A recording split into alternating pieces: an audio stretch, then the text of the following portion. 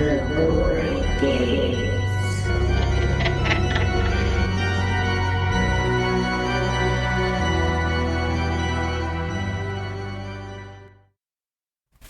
Why do I have to sit? Join me, Alejandro. Fellow Hola, Gory baby. Mi nombre es Alejandro.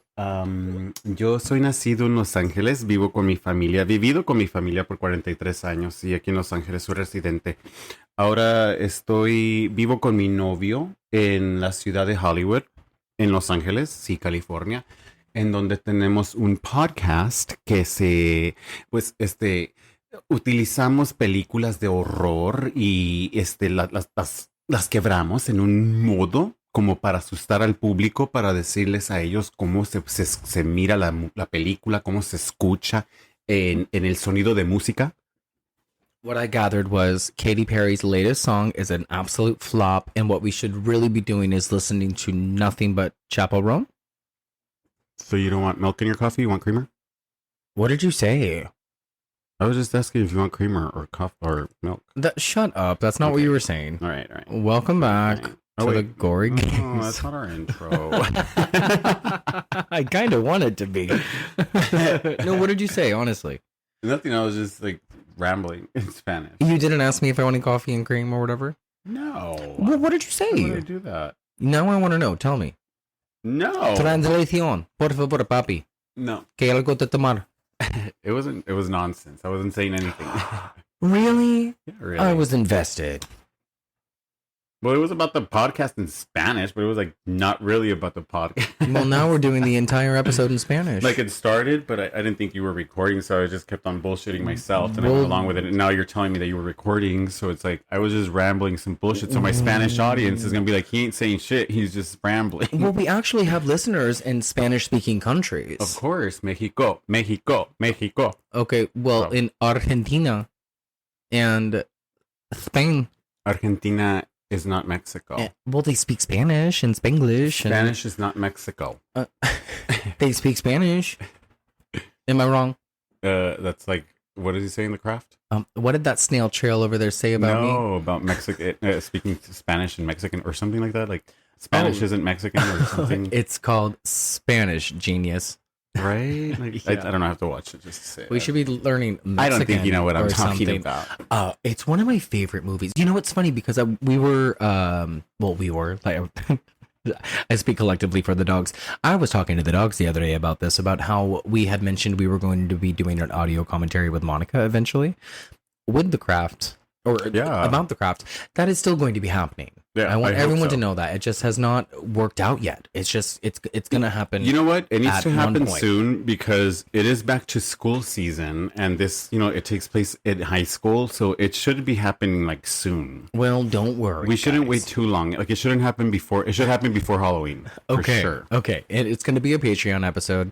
And yeah. Well, wait, okay, let's do an intro because I'm not deleting any of this. Your turn. Go. Back. Okay, welcome back to the Gory Gaze. No, it was not. This is your time because last time I spruced it up with a little sauce. And Oh, I yeah, said- you're right. Okay. Welcome back to the Gory Gaze, the horror podcast where two horror-loving boyfriends slash up and bleed out your favorite And not so favorite. black sheep and the underrated Your voice is horror friendly. gems of the genre. Of the horror family. Okay, sure. Yeah. Yeah. Black sheeps and I'm- outcast of the horror family. I'm Stanley. I should have just done it. I'm Alex. Whatever, sure. And we are here again with episode 30. Broadcasting Nine. straight out of Hollywood. Yeah, y'all. And we're going to be talking today about Joyride from 2001. That's the movie we're doing? Yeah. What did you think we were doing? Wait, I took notes for a different movie. We literally took notes together this morning. I took notes for 2012's Joyride. Well, there are like 8 I'm movies. kidding. Okay. Yeah, but you have to look at the title because there's You had me Joyride, for a but good separate. second. You know what's funny is you were telling me earlier that Tobey Maguire was originally in talks to be the Paul Walker character of this movie. Yes. Tobey Maguire was in a movie called Joyride in 1997. Ew. Isn't that interesting? And this is maybe why, and I'm glad that they didn't because Tobey Maguire, I feel like, would have just been the wrong brother. Yeah. He's an interesting choice. I don't know. I mean, Paul Walker pretty much did it. He had the blue eyes and He's pretty. he's between. Well, he's in college, right? There, yeah, him and Leelee baby Helen Hunt. So he must be 19, Or college 19, age. 20. Something like that. There you go. My one question was, what kind of money is this kid making? Because he's just throwing down money left and right, buying shit for his car, getting his car fixed every time it breaks, bailing his brother out of jail. They don't give us info on the family, do they? They don't. Like background? No, Mom, other dad, than the fact that the brother is like super problematic. You know, And they're something half went wrong brothers. back in the day. I beg your pardon? Half brothers, right? No, I think that they're regular brothers. I don't know. I feel like No there's a disrespect different, to- like, no, not at all. But I'm just this is for my own. Like I'm trying to figure shit out because we don't get a lot of background on the family or like why or how. You know, like it's just like yes, he's problematic, but why? Like there has to be daddy issues. I think there's a lot of familial You know, issues like a lot. going on. Yeah, So- because he has that conversation with the sister, Paul Walker does, from the payphone, and that's how he learns that Steve Zahn's character is in jail. There's a sister. Just kidding. I was like, they have that phone call. It's the beginning of the movie. Yeah, but we're gonna do it. Whatever. Okay. Wait, what were we talking about? Joyride. Oh, College. anyway, yeah, college aged. Joyride. How old were you when you first saw this movie? It came out in 2001. So I was 15. I was 19 actually. Okay. Did Oh, you funny. see it in theaters? No, I saw this movie at with friends. With a group of friends. Just like Home On DVD? Yeah. Food, all that shit. I didn't see it in theaters. I saw it on HBO one night. Like I caught it halfway through. Had no idea what was happening. I remember being very into it.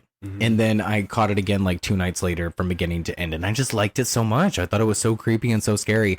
And Ryan Coe had mentioned it a whole bunch of times. I remember reading about it in Fangoria because it was on one of those roster lists of like movies that are going to be coming out eventually. But it was under the title Squelch. Besides Squelch, it was Roadkill or something like that. I heard Right. that. I believe so. That's what it was. I think I had it on my notes because I did see that. Yeah, Roadkill. Oh, I'm sorry. It is Roadkill in the United Kingdom and in Australia. Which shout out to my cousin Junior. Happy birthday! Today's his birthday. Oh, he's a birthday baby. He's a tattoo artist out there in Australia. So shout out to I you, was- Balthazar. I was like, how did any of that make you think of your cousin? The fact that it's called Roadkill in Australia and in the UK, and I just threw the name Australia there. Yeah. It reminded me of him. Okay, I love it. Happy birthday, Balthazar. Yes, Balthazar. You check him out on Instagram at Balthazar Tattoos. Get it? Oh, we just got tattoos. Yes, we did. We got a couple of otter pops, and I've got Alexander the Grape on my left arm now. And I got Little Orphan Orange on my left So forearm. fucking cute. It's for the nostalgia shake. The nostalgia's sake. Drink and that down. Also, this one being my favorite flavor. Get it together. Flavor. I just I whipped up a couple of lattes right before this, so that's why we're all sped up. And I mean, so good. Usually we already sound like we have just Yeah. inhaled a barrel of crystal meth. But yeah, Beaver first. He did just make us some really delicious iced lattes. And also, I'm so excited to talk about this movie because I love like road trip movies or like anything that has to do on the road, like type of shit like that. I really do too. Yeah, especially I really like, do too. For me, it's always, and I say this, I think, in every single podcast that we've had. It's like for me, it feels like this is the appropriate time to be on the road, to take a trip, to just be. I just want to go. Yeah, and I like those early morning trips to Vegas that take all day. Oh, You know, yeah. even though Vegas is only like 4.5 hours Yep. away from here. And even you and I, we've gone to Oregon a couple of yeah. times now, and we always make them so fun. Oh fuck yeah! But like stuff like this, it's far-fetched, like what happens in this movie, but it's such a thrilling idea. It's such a cool concept. And when it's done right, it's really cool to see how it pans out. And this movie is, I don't know if it's considered like an unknown film, because when it came out, like it had like a really well-known list of people in it. I mean, it had Paul Walker, it had Leelee Sobieski, it had Steve Zahn. And I don't know if John Dahl was like a well-known director at the time. Like we'll go over all that bullshit later. But I don't know if people remember it now. Yeah, But the movie? Yeah. Yeah, I would say so, because it's the only actual Joyride movie. I don't even remember part 2 or 3, to be honest. Like, to me, anytime that you mention Joyride, it will always and only be this Joyride. And it kind of sucks too, because honestly, like, this movie is just probably the best out of all 3. Oh, I never saw part 3. I saw the first 30 minutes of part 2 and I turned it off. It's just weird that 2 and 3 didn't stick to me. I am surprised you watched them.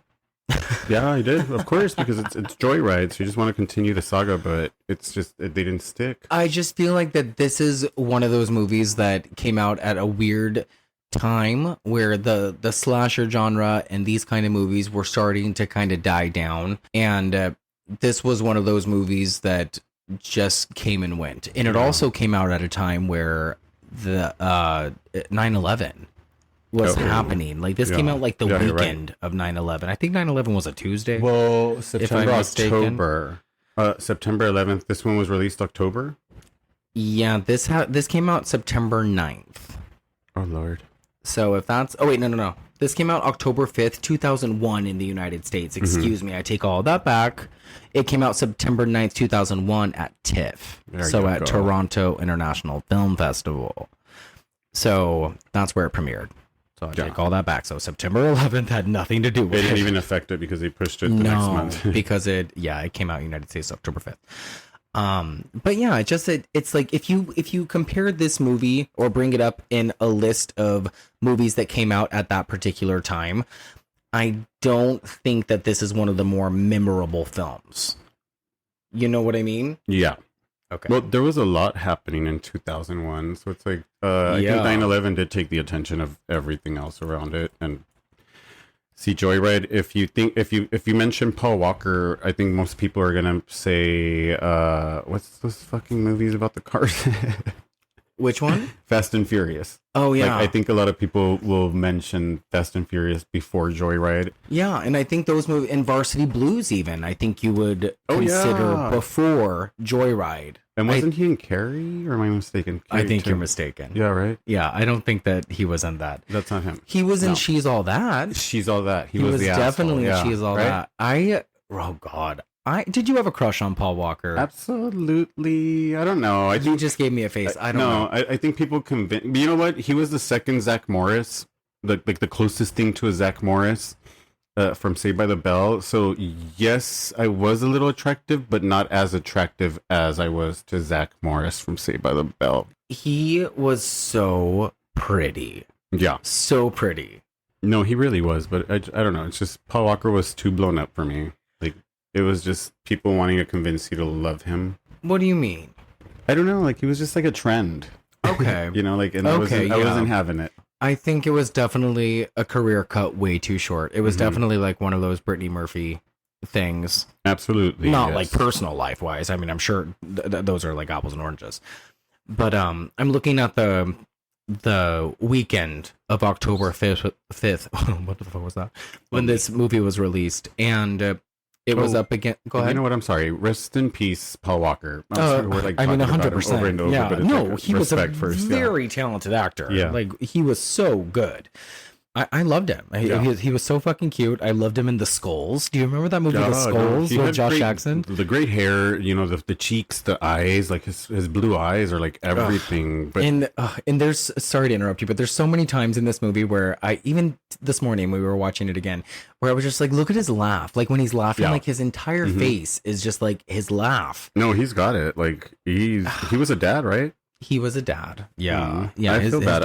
Yeah, he was. I actually went to the site like where his accident happened, and I was one of those people because I lived in the San Fernando Valley, so it's easy to get to Santa Clarita, especially because it's near the Walmart where I used to go to, like, shop a lot.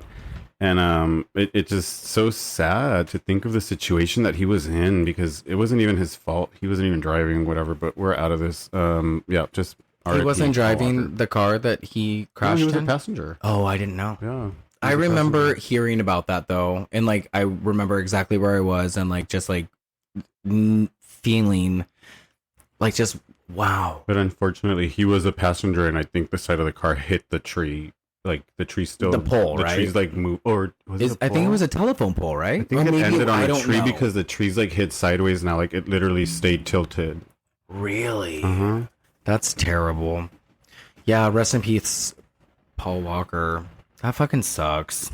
Yeah. It just sucks when you lose like such a bright, shining, talented star so early. It's like that James Dean thing. It's like the Amy Winehouse thing. It's that whole 27 Club. It's so drastic. You know what like, I mean? Yeah. It's like he's out there in Santa Clarita, not so far away as that Lake Piru, and that's that other girl from Glee, Naya yeah. Rivera. Like, oh my gosh, another mother that left Yeah. her kid. Okay, let's move on. That's a whole nother podcast episode. Yeah. So in the weekend that this movie was released, it was released with Training Day, which was the Denzel Washington, Ethan Hawke film. We had Serendipity with John Cusack. We had this film. We had Max Keeble's Big Move.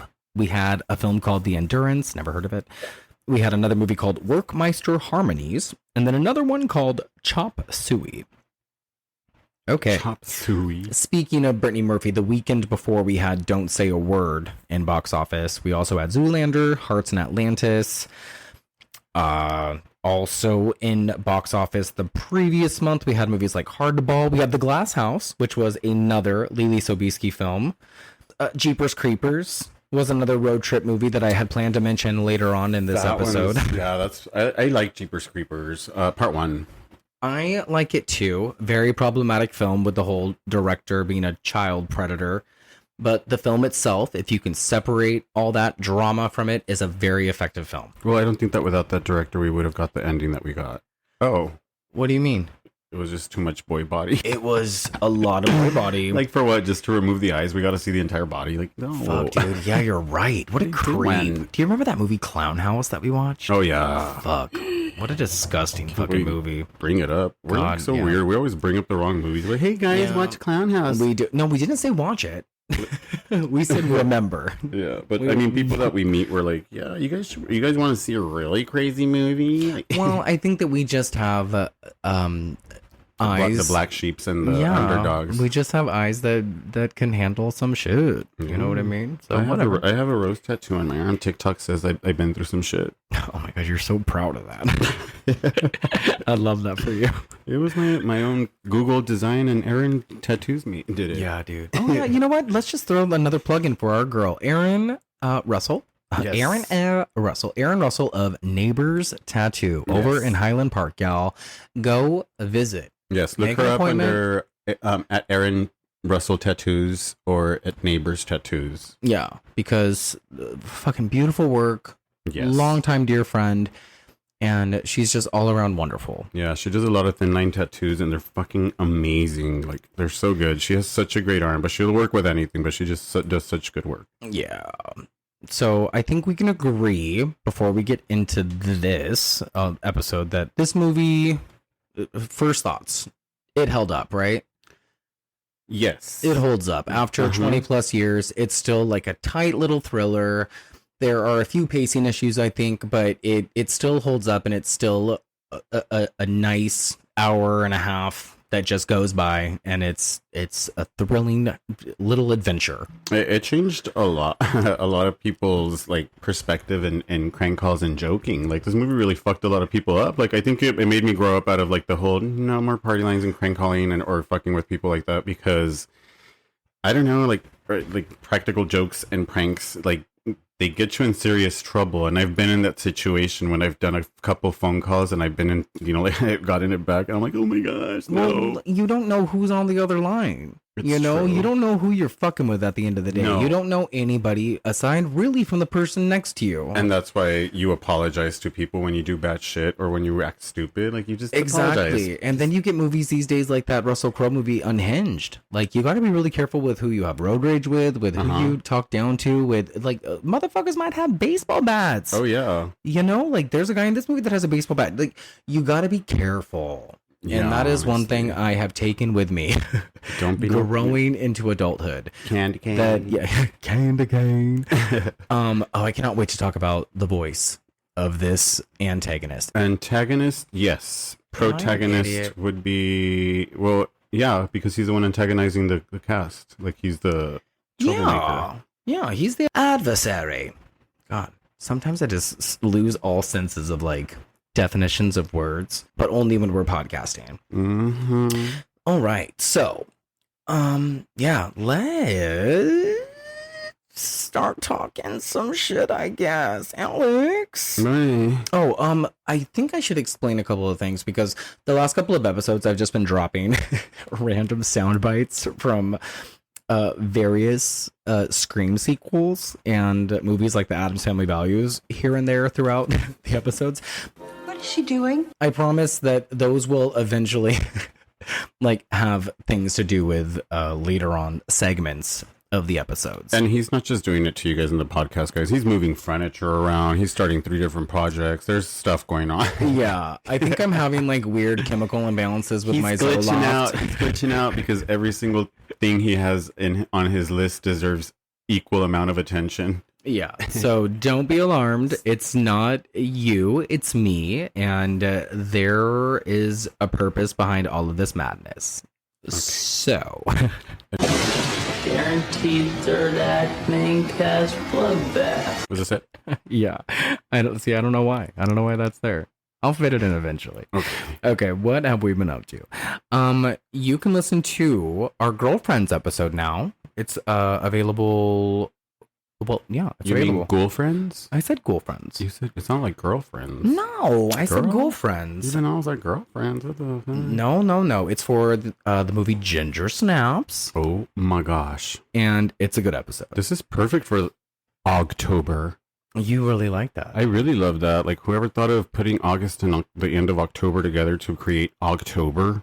I like that. Genius, because it literally is already Halloween time. It feels like it. Yeah. I kind of feel like the rest of the summer is just going to fly on by. Yeah, we just got to wait for the leaves to dry and then... I'm ready for it. Fall. I'm really ready for it. Taylor Swift, candy corn, candy cane. Ugh, I can do without the candy corn. I'm okay with the candy cane. Pumpkin spice latte? Yeah, that's fine. I'm down with that. I love the pumpkin cream that they start putting out. As a matter of fact, 7-Eleven has pumpkin spice Slurpees right now, and they're already out. And I don't know about that either. Slurpee, right? That sounds a little sketch. Yeah. Yeah, I don't know about that. So yeah, go listen to our Girlfriends episode. What have we been watching lately? I think it's been really lighthearted. We watched Biodome. Yes, because I was like, I want to watch Biodome so bad. And what percentage did it have? Tomatoes. It's ungodly. It's like a 4%. Come on, you guys, really? Get it together. 4%. Honestly, I have seen worse films. And it's true when you're rewatching it as an adult, you're kind of like, what the fuck are these guys doing on screen? And like, is there even a story to this movie? Which is kind of weird because there is a story in the movie, and then like a lot of them just acting like bozos, which I enjoy. But it's like, why was this more fun like when I was a kid? And like now as an adult, I still love it, trust me. But it's just like, why was this like so much fun when I was a kid? Like now I'm breaking down the whole, who is Pauly Shore and what the fuck? I was going to say, because I was laughing like a fucking maniac. Yeah, you were. And you're like, oh my gosh, Caleb and I. Okay, relax. Yeah. It's just a movie that we used to watch a lot when we were kids. And it's funny to think that this movie exactly what I said. You guys. We love Caleb. We do. He was never listened to one episode of our show. We're going to send you tips. So it doesn't matter. No, we're going to send him a bunch of stickers. Yeah. And a whole bunch. Speaking of stickers, what were we saying about stickers earlier? Our 40th episode. We should send... No. Sorry, not 40th. That's our next week. 900th follower on Instagram, because we're almost there. We're getting there. Yeah. How much do we have right now? Like, 850 something. Speaking of followers. Okay. Wait, no, finish your sentence. No, that's it. That our 900 follower will send them a bunch of stickers. Oh, okay, and not Gory gay stickers, like just horror stickers in general. And not Caleb. You don't deserve shit. Not Caleb either. Yeah. Non-listening motherfucker. Punk ass. But speaking of followers. Oh my gosh, you guys remember Tan Mom? From, what is it, MTV, right? Or no, she was just all over the news because she was taking her kids to the tanning salons and claiming that she was not, but all you can see is her kids' bright ass teeth. I just spilled coffee all over my chest. That's a latte. That's sexy as fuck. Of coffee. Sorry about that. Yeah, but she's following us. And it's the most random, strangest thing. But Hey, Tan Mom, we see you, girl. we do see you, girl. So if you are listening, what's up? Mm-hmm. Thanks for being a gory baby. Yeah. We love that. Hey, we should take this little moment to recognize some of the good feedback that we've gotten. Yeah, you guys. Luxor, Nuxor, burst and burn! What is she doing? Just a goose. Have a nice day. Because some people have been nice enough to reach out and let us know that We are doing a fucking great job. yeah, which we really like. There is a follower, what? A follower. A follower? I love that, because it's like a lover and a follower. A follower. A follower. There's a follower of ours named Erica Jacobson Hagen, who had responded to our Dante's Peak episode, saying that it was one of her favorite films. That is such a great movie. And she said that her sister-in-law introduced her to the podcast. And I only imagine that her sister-in-law is another fellow podcast who is the Mysterious Pacific Northwest podcast, who tells like scary true crime stories That sounds in the amazing. Pacific Northwest. And I'm from Portland. Yeah, I'm from yeah. Oregon, so it's fucking wild. So Which shout is out. crazy, because that's what we to did the entire time that those we were guys. sorry, like Yeah. talking over each other. No. That's the what we did the entire time that we were driving up there, is like literally listening to scary stories the entire time, Yeah. which is like weird. Yeah. So they Erica said like really cool things like keep up with the movie recommendations, piggybacking off of the Eden Lake recommendations, which she said that she didn't watch because she's nervous because of all the stuff that you had said. Watch it. I thought that was kind of fun. So Erica, shout out. Shout out, girl. Thanks for being so sweet. Yeah, I thought that was really nice. And watch the movie, honestly. And watch Dante's Peak. And then go to the lake. And go listen to our episode. And Erin said that she listened to oh well no. Actually, I'm gonna edit that out. Just kidding. She Erin, said she watched you. Infinity Pool. She didn't listen to the episode. Oh yeah, I told her to listen to the episode and not watch the movie. That's what happened. Yeah. Oh, what else? Oh, well, yeah. That being said, go leave us a review on Apple Podcast or Spotify or wherever it is that you listen to your podcast. We appreciate any sort of feedback. And I think you could also, if you're not, go follow us on the social medias at The Gory Gaze over on Instagram, Threads, X, Twitter, etc., etc. We're also on YouTube. The end. Yes. That's that. Oh, yeah. We're still down in the dirt with 6 Feet Under. Yeah, and now you're watching that House of whatever the... Oh my God, House of Heat. House of Heat. You guys. So back when I lived in Alaska, take a shot because it's been a long time. Haven't said Alaska in a minute. I used to do nothing but watch shitty reality TV. And now I am hooked on House of Heat. Ew. It's about OnlyFans creators, They're all fucking... like content creators living under the same roof. And they're all just like being dramatic and yelling at each other. So if you just want to find a way to waste a bunch of shitty time watching a bunch of stupid hotties fucking around with each other, and by fucking around, I mean like just stabbing each other in the back and being mean and then like kissing each other's asses. It's a lot of fun. Yeah, it's like a Jersey Shore, you said, in a real world put together. It's a good combination.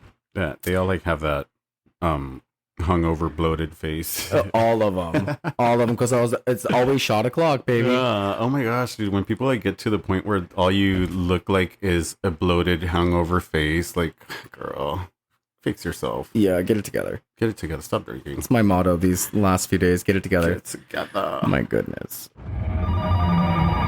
Welcome home, Sydney. Watch the preview of coming events. So I know that this doesn't like have anything to do with us, but clearly it's huge news that the Britney Spears biopic the Britney Spears biopic is officially in the works from Universal Pictures, with my closest friend John Chu directing, and he is a director of Wicked. Yeah. And by close friend, I mean I served him He goes to my restaurant. the restaurant I work at.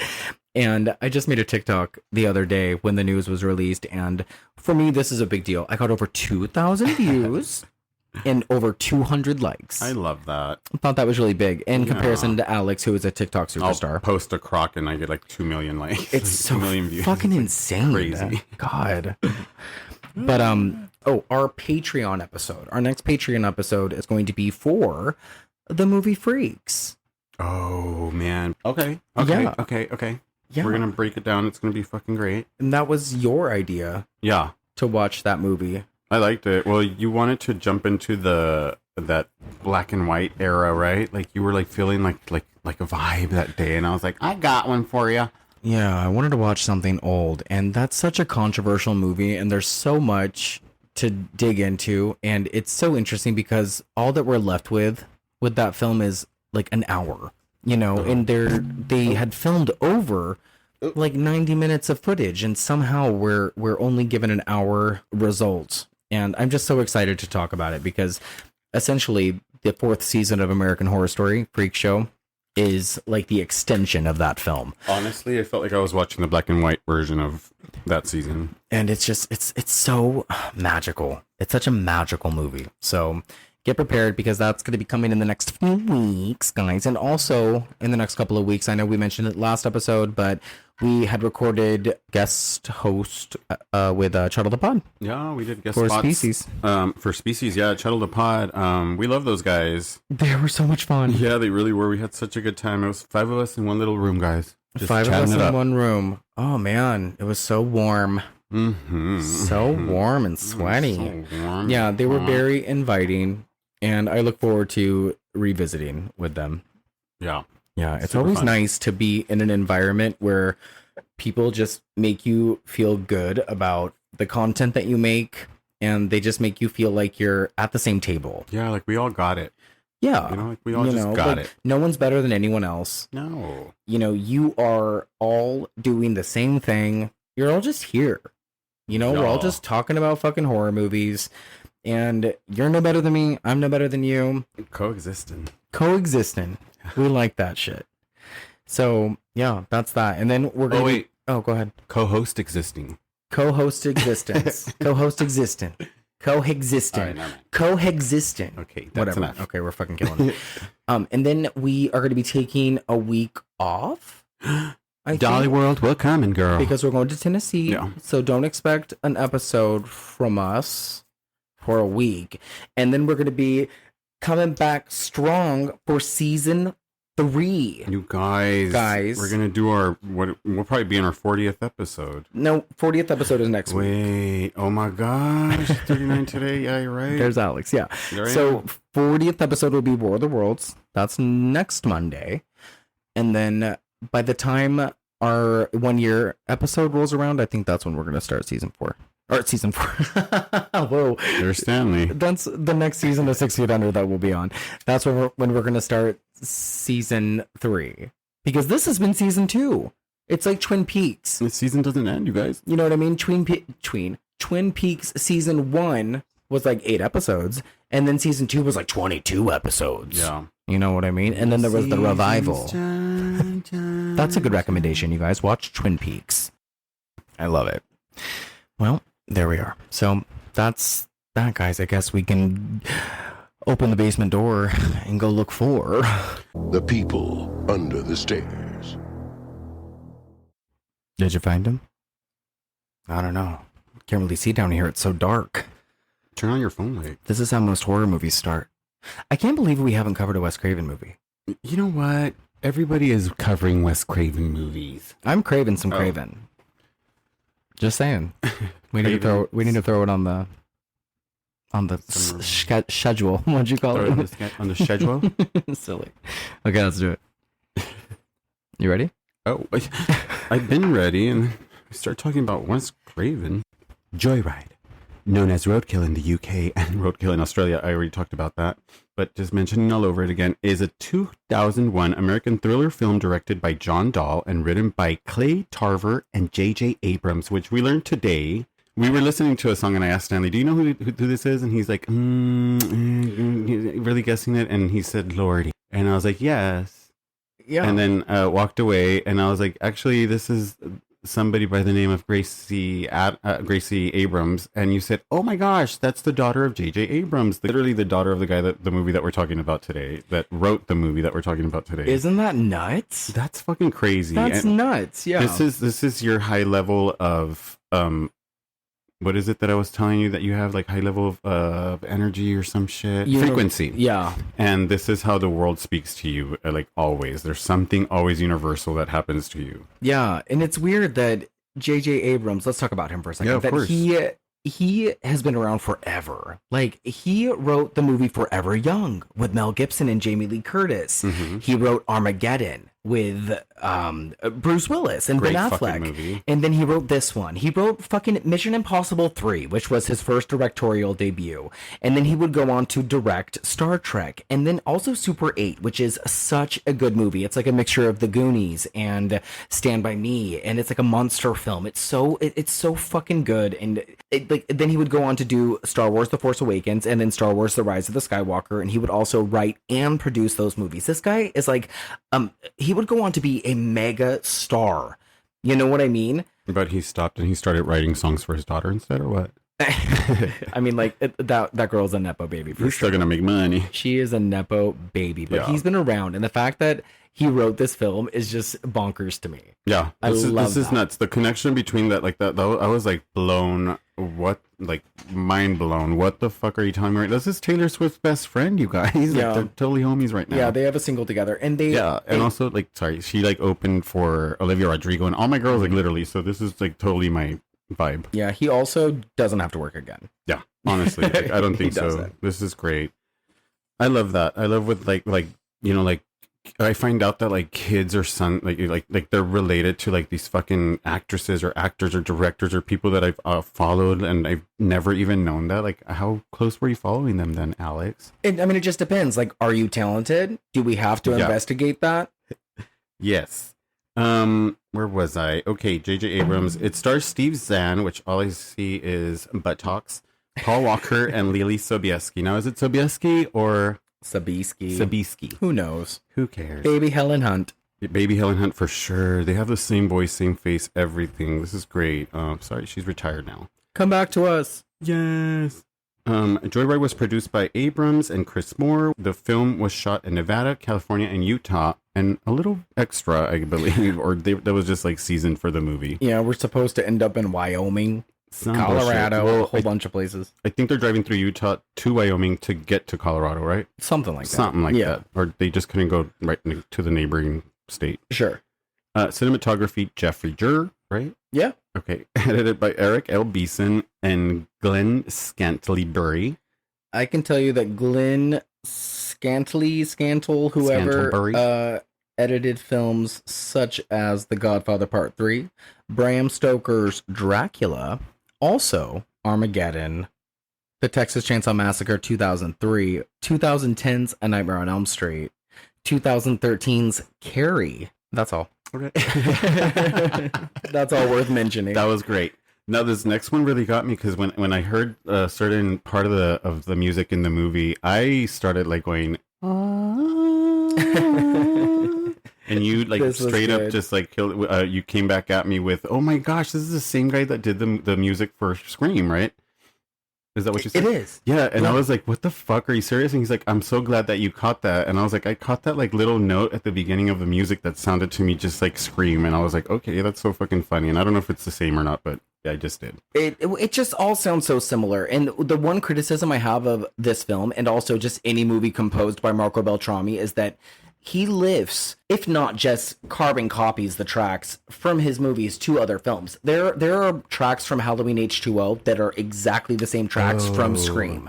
Yeah, you had mentioned that, and I caught it like straight up. Yeah, And so it's a little frustrating. The Faculty has the same thing happening at the beginning of the movie. It's more specifically during the chase scenes.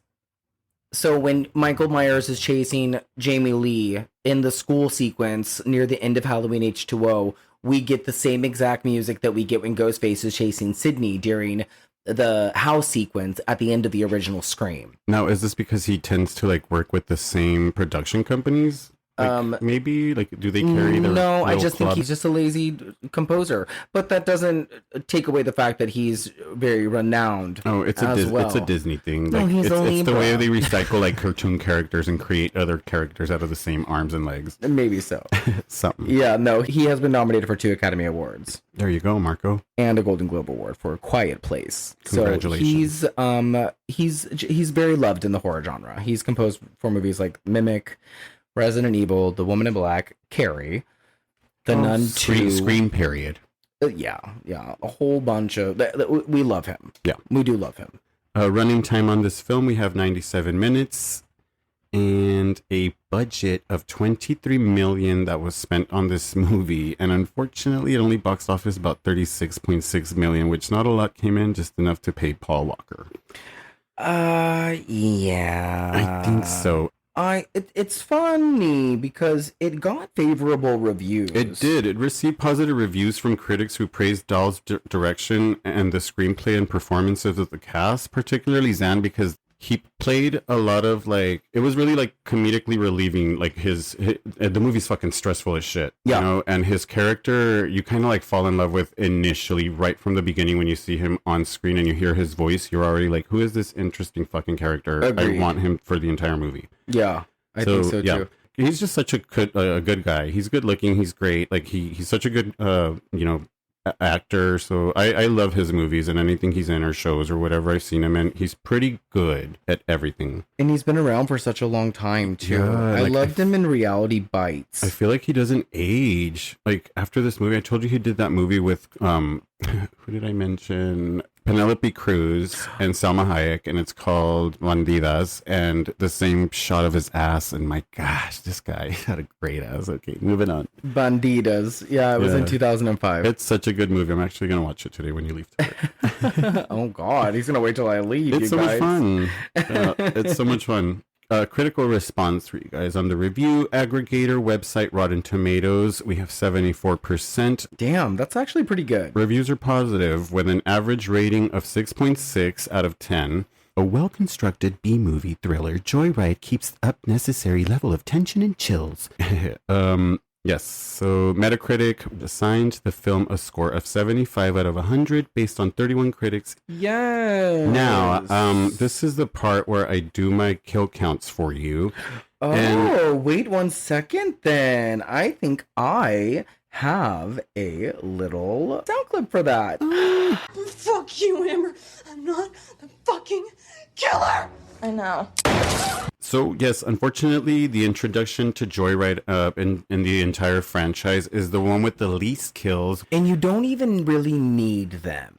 Not necessarily. In all reality, it's such a fucking tense and stressful movie, and you're like fucking gripping your chair the entire time. If it wasn't for Zan's character, that honestly relieves it a little bit, because the movie does tend to like speed up and then it slows down so you can catch your breath, speed up again and then it slows down again, just so you can like keep with the rhythm. This movie, honestly, like I feel like the only death that we saw and we didn't see happen was the guy that his jaw got removed.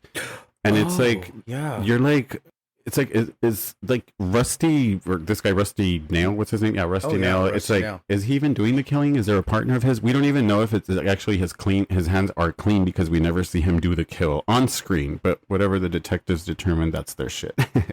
I think it's him. It could be, possibly, yes. We also have the unnamed ice truck driver that got supposedly killed at the end of the movie. Didn't die when the truck went through it in the middle of the movie, but he did supposedly die at the end, and not by Rusty's hand, because he crashed into the motel. Yeah, he like set up his body Yeah.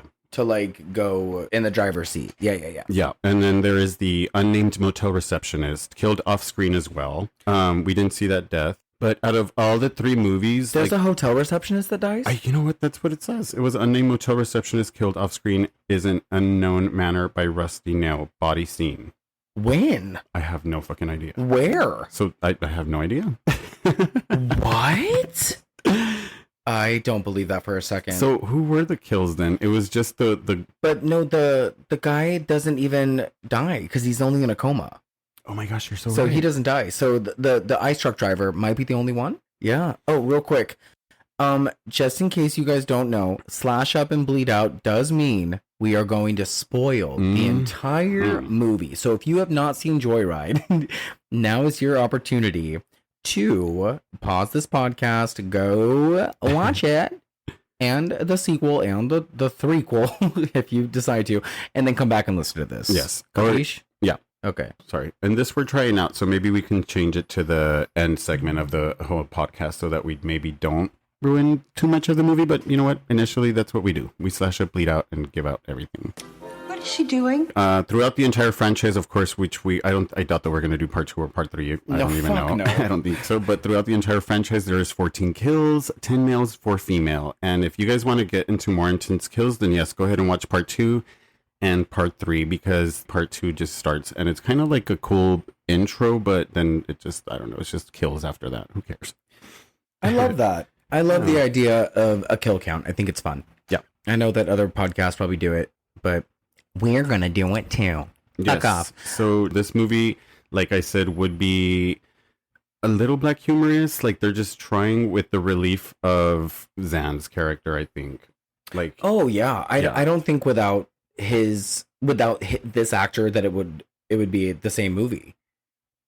Yeah. I think anybody else could have played this character and it would have been entirely different. Yeah, I believe so. So that yeah, because you hear his voice before he comes on screen, and that's already relieving enough. Like you really want to love this character, and like right away. And then there's something that happens like about a third of the way in that wants you to not like the character, and it's a little irritating because it's like, I don't know who wrote that. There's 2 writers to the movie. There's Clay Tarver and then there's J.J. Abrams. I want to blame Clay Tarver for that weird misdirection because it just makes him look like a creep. But it's true, it does, but it's like also we all know that guy. Yeah, but I don't think it's Fuller. We'll get into it when we start talking about the plot, but it just threw me for a loop, and I think it isn't appropriate for the character arc or for the story arc. You know what I mean? Yeah. It doesn't fit for the movie. Like we're watching like this thriller, like this kind of horror thriller, and then you're trying to pit 2 characters who are supposed to be like arm in arm, like against each other for no real reason. Like I get it for the appeal of the villain having power over the situation, but like at that point, I don't think it really matters. I think that we want to see all these characters prevail. I don't think we have time for the brothers to be fighting. You know what I mean? I think it's a little too late for the brothers to be like, oh, she's my girlfriend. I want to fuck, you know what? Like, fuck off. Like, I think that it's just a little too late for that. Yeah. The movie is rated R for violence and terror and language. I like the tagline. The tagline that's on the UK release poster is "Don't screw with people you know." It has nothing to do with the movie. Not really, but I'm going to start over. The tagline is "Don't screw with people you don't know." Oh yeah. Okay. Don't screw, going with Rusty Nail. What?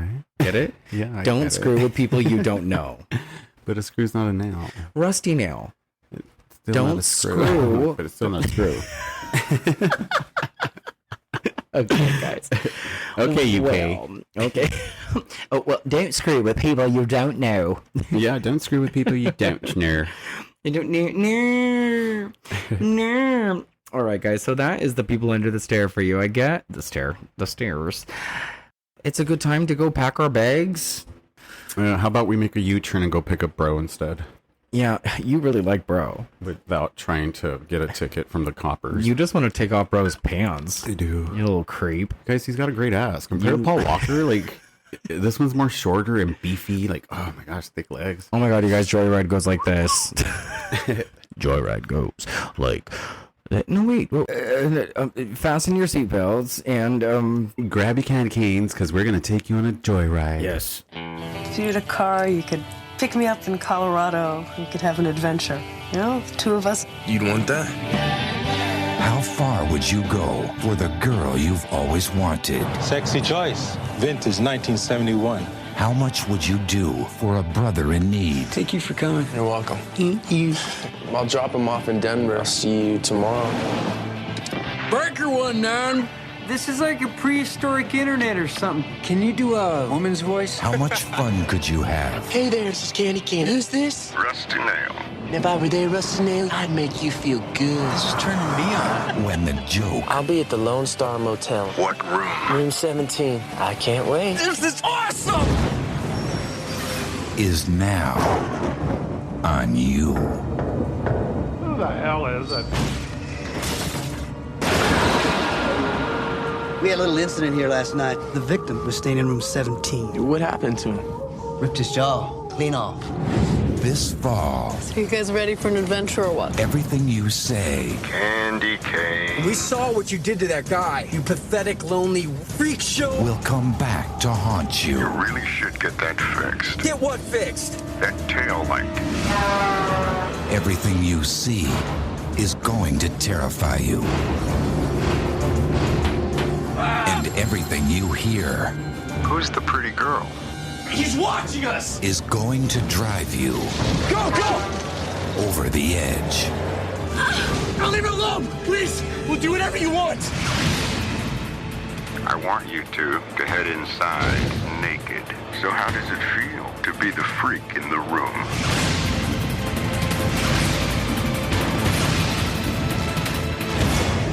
Hey, we're sorry! Why'd you do it? It's just for fun. Just for a laugh. You don't feel like getting together in a motel later. Room 17. Do not be 1 minute late. Don't open the door! Don't open the door! So you still good, or need me to drive? I think listening to the trailer, it's better. It's the voice. If the entire movie had a voice like narrating the entire time, now this is the part where. Well, it's not the same voice that you normally get What? from like that famous movie voice What? or the famous movie trailer voice. There's It's like his brother. There's only 2 guys in this whole entire world that do those voices. It's the second guy. Oh. You feel me? Yeah. What do you think of the trailer? I love the trailer. In all honesty, I think this is. Let me start over. I think this trailer is the only trailer that I've actually seen that matches up to the entire movie. Like, they actually give away the entire movie in the trailer, and every single piece of the trailer happens in the movie.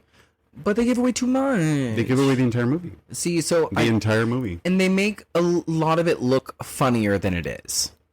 You think so? I think they make it look a little more comedic. I see than what you it mean. is. Yeah. And there are funny parts. And again, we got Steve's on the comedic relief, but also he's not the star of the movie. It's like stressful. Who is And the star of the movie? all three of them. Because Leelee Sobieski is walking around checking everybody at the All end of the three movie. of Like, them. it's all about her. Who are the stars of this movie, of this franchise? Rusty Nail. No, the truck.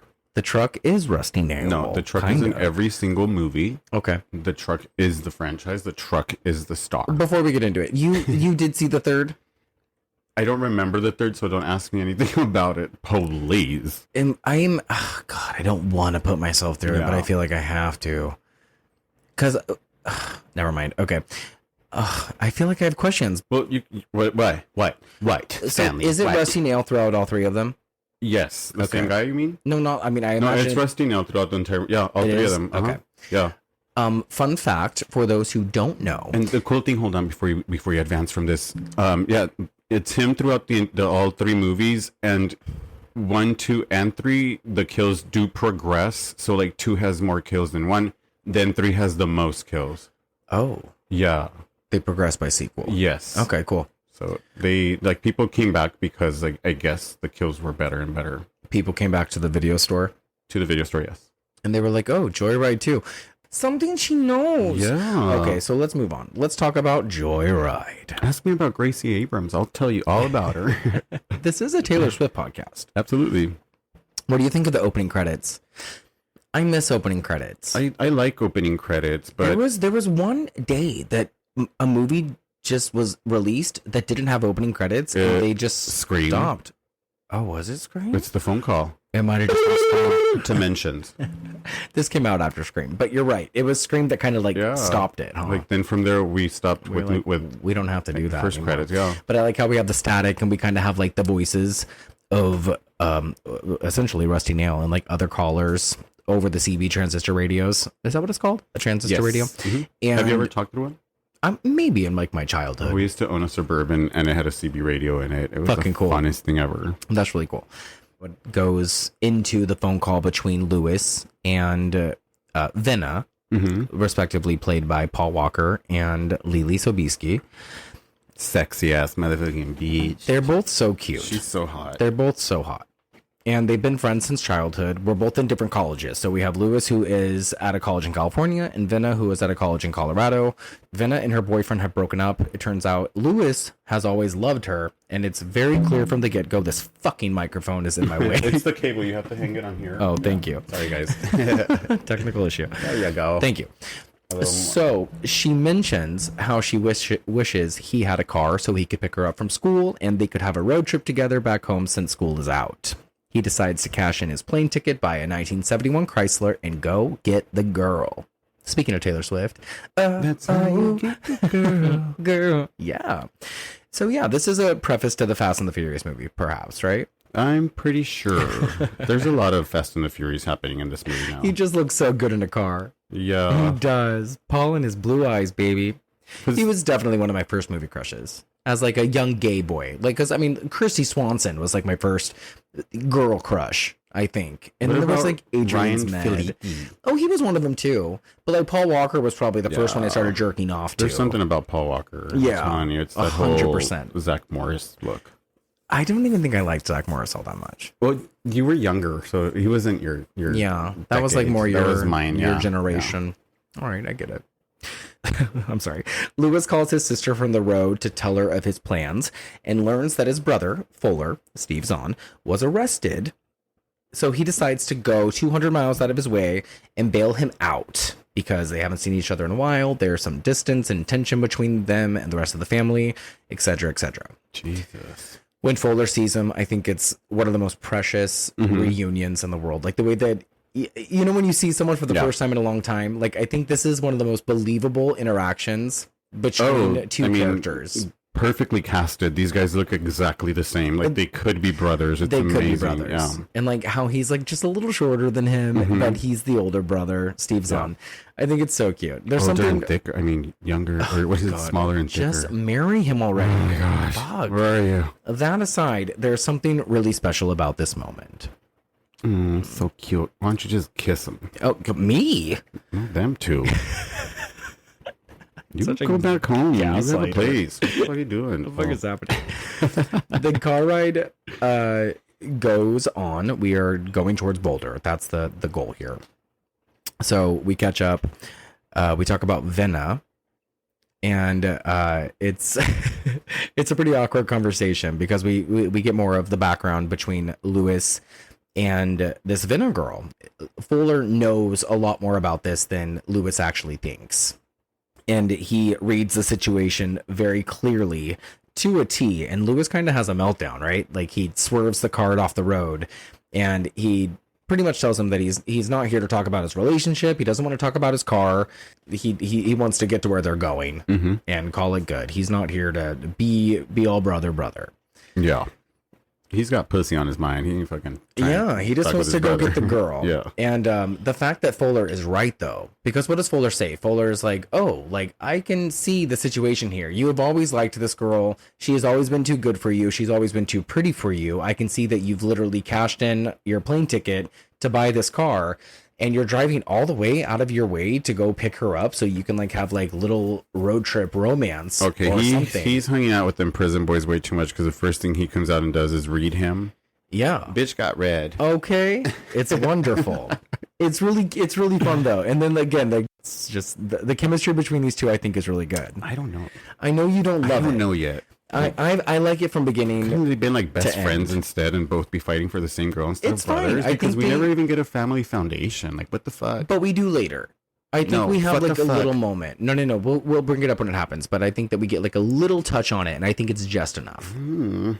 More on Lewis really liking Venna. He calls her from payphones along the way, and it's cute to see him get all amped up to be with her. Like, you have that crush. You're all young. Oh my gosh, that feels amazing.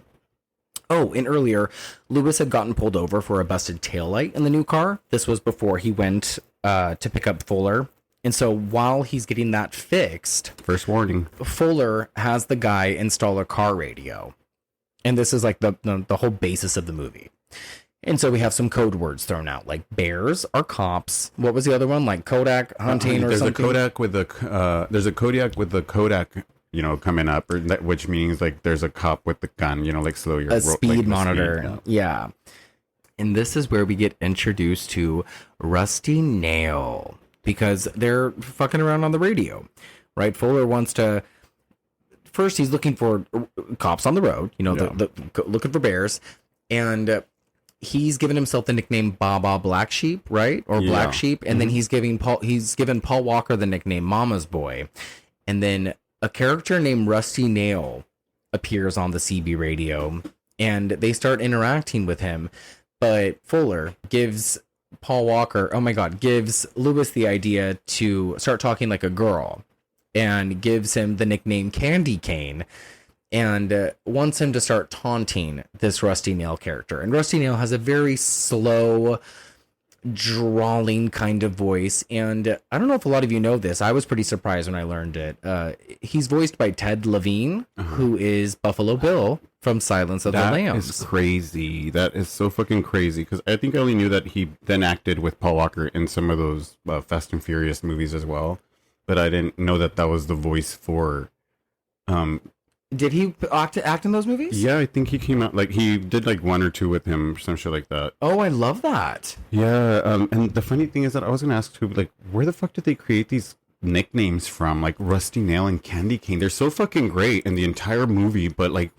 Rusty Nail has no background either. Like, there's no background in these movies or these characters. I mean, like, he's a Rusty Nail, though. I wish That's that when he him. killed somebody, that he would literally, like, hammer a rusty nail into their brain or, like, their eye, like, between their that's a eyes. little on the Something. nose. I just wish that there was some type of why a rusty nail. But Black Sheep, Fuller's the black sheep of the family.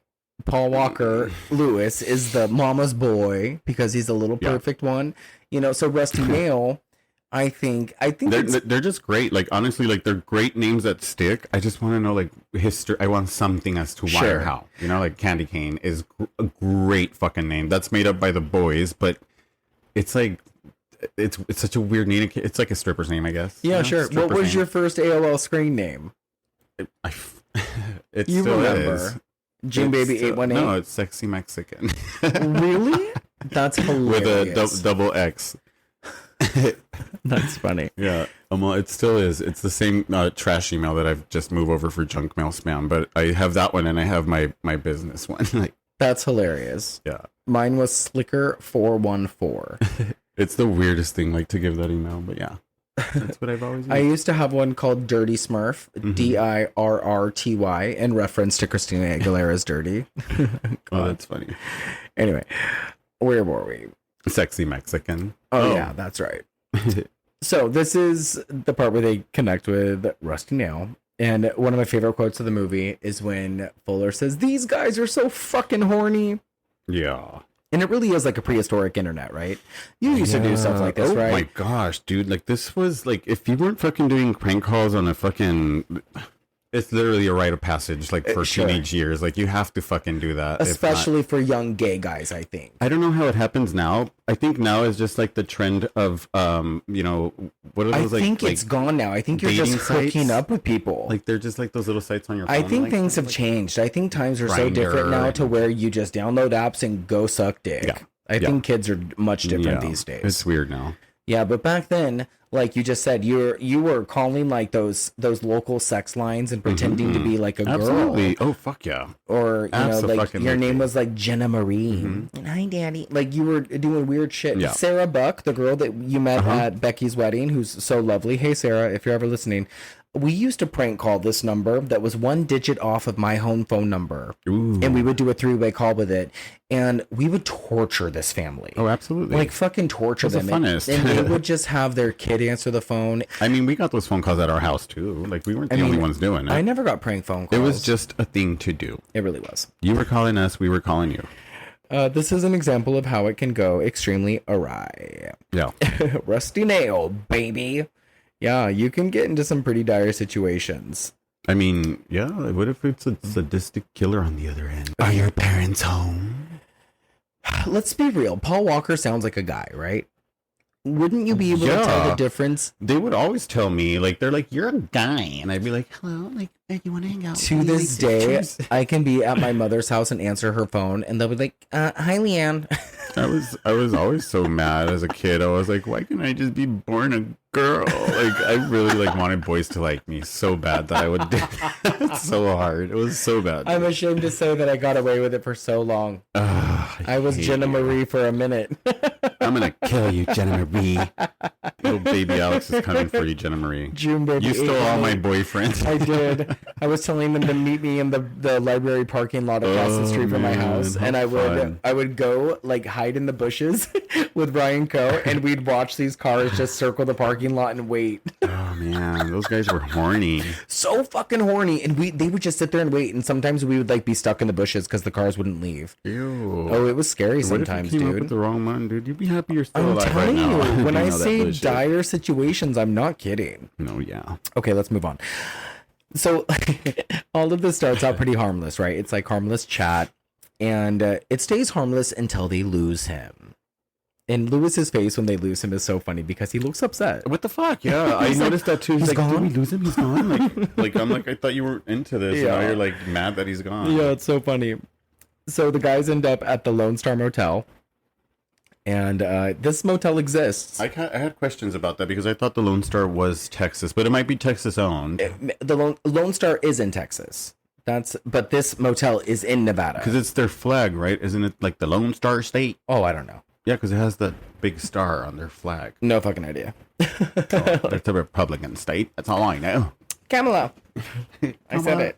Oh shit. Kamala. Kamala. Oh my gosh. She's our Democratic elect. Sorry. We're fucking doing it. Sorry if we lose listeners, but y'all, I'm not sorry. I don't know. Fuck it. Yeah, you're right. Fuck off. We lose the wrong ones. Fuck off.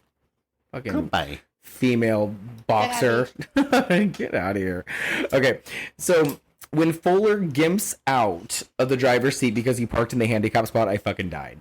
Because this guy is such a lovable fucking jerk, and it's the same shit that Caleb would do all the time, even to this day. Like, to get like a discounted rate at a motel, I can guarantee you that Caleb Hunt would fake a broken leg, just like I would fake being deaf. He just got beat up by the customer before him, so I'm pretty sure the motel would be apologetic about it and be like, "I'm so sorry, you can stay here for free."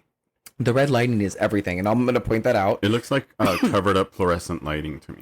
Yeah, I'm going to point out the red lighting so many more times. We get a healthy dose of racism right here, by the way.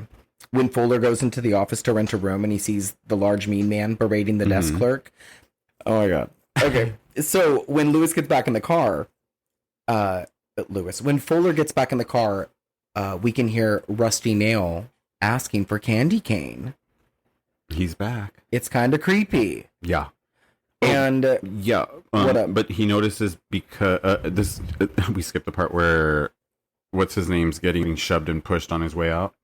Lewis notices that through the window, so then he starts like watching this guy drive to his hotel room, and then they start idealizing yeah, because Fuller as he's leaving the motel front desk area, he gets into an altercation with the big guy because the big guy is mad because he is getting bugged too much by room service. He thinks that everybody is bothering him too much, which my question is, who the fuck is coming to your door in this rainstorm? You big fat bigot. Like, nobody is coming to your door to offer you towels in the middle of the night in this rainstorm. No. Like, that's crazy. He has a name. What the hell's his name? He had to drive from one side of the parking lot all the way over here to come tell you this. Yeah, exactly. And what is this guy's name? He's so great at being terrible. His name is Ronald Ellinghaus, maybe? Yes, that was him. His name is Kenneth White. Yeah, there's no picture on IMDb, but he's a piece of shit. Yeah. And so when Lewis and Fuller are reunited in the car, they start planning and plotting the idea of having Rusty Nail come to the hotel room, and they give this guy's hotel room to Rusty. Yeah, which is room 17. Yeah. And they're in room 18. Yeah. And they tell him to bring a bottle of pink champagne, and we get the idea that this is kind of what their childhood was like. Fuller was probably telling Lewis to do a bunch of stupid shit. Lewis was probably doing it and getting, we were probably in a lot of trouble because of Fuller all the time. Yeah, like he probably only went to college because Fuller went to prison. Yeah, like, you know, he had to like escape to get away from to get away from Fuller. Yeah. And that's what I mean. Like, we don't get a lot of like exposition on the family dynamic, but we get little hints of stuff like this. Yeah. Where it's enough character development for me. Because I'm familiar with this family, like I'm pretty sure you're familiar with this family, like the tone of them, and you understand, like, there's that one family member, and then there's the other family that the family member that corresponds to that, you know, troublemaking family member. Yeah, and then the part when he says, "Do you love jail so much?" Yeah. Like, it resonates so well, because I remember when my brother would get out of jail all the time, and then he would always just want to fuck shit up. And I would say the same thing. I'd be like, do you just love getting into trouble? Like, why do you love this? And it's like, you just like get addicted to that kind of lifestyle and that headspace of just, you have to cause chaos. It's the attention of it all. Like, somebody's paying attention. Yeah. Like, and I should be clear, my brother is a saint now. Yeah. But for a long time, I always thought it would be kind of fun to like go on a road trip with him and see what kind of trouble we would get into. And if it would be even remotely similar to something like this. So your brother was a teenager someday, one lifetime ago? Yeah. We're all teenagers. We don't do shit. He was a terrible one. Whoa. And then another touch on the troubled childhood is the line where he's like, "Oh, do you like miss home or anything like that?" And then Fuller says, "Oh, you know what I miss most is playing catch in the backyard with Dad, you know, barbecuing, like this, that. Oh, wait, no, that was somebody else's childhood." Oh, yeah. That's fucked up. I love that. But again, there's just very subtle. So during the thunder and lightning storm, a truck parks outside and a shadow passes by, and then there's a knock on room 17's door. And this is obviously Rusty Nail. Yeah. And I don't think I've ever watched this with captions up until this last time that we watched it. And I would highly recommend, at least with this scene, I mean the whole movie, but this scene more particularly, because I had never known what the convo was going on in the other room until this time. And he's like, "Oh, like, who are you?" And he's like, "Oh, you must be Black Sheep." Like, he thinks the big fat guy is Black Sheep. He thinks he's being tricked by you know what I mean? It's interesting to hear what he thinks is happening. So Lewis calls the front desk to check out what happened next door, because there was an insane commotion. In the trailer, you hear someone like legit getting stabbed. Yeah. Like, you hear like spurts and blood and what we call catfished. He was getting catfished. Oh, touche. Well, Rusty Nail thought he was being catfished by Ellington. Oh, yeah. Yeah. So when he opened the door, he's like, "Man, I thought you were a candy cane." So he straight up just fucks him up. Well, we don't know what happened. Not yet, because it's all being heard on the other side of the door by Lewis and Fuller. And Lewis calls the front desk. He wants to make sure that everything is okay in the next room, so he has the front desk call that room. Someone answers. We don't know who it is. And then the phone in their room rings, and it scared the shit out of me. This phone ring fucking made me jump a mile high. Lewis is told that everything is fine. Just everything is fine. The scene is super unsettling. Yeah. Like, you have thunder rumbling in the background. There is a bunch of slow zoom-ins on both of the guys, and the way we're looking through the curtains, and you have like a slow underscore going on with the music. And then you have Rusty Nail's truck just driving away in the storm. Like, it's really unsettling. It's somber. Yeah. Yeah. It's like fucking staying in a motel in Sacramento. Yeah, and it's a good way. You're so funny. It took a second for me to latch onto that. It is exactly like staying at a motel in Sacramento. So the next morning we get shirtless Paul, and the cops are there questioning stupid Fuller.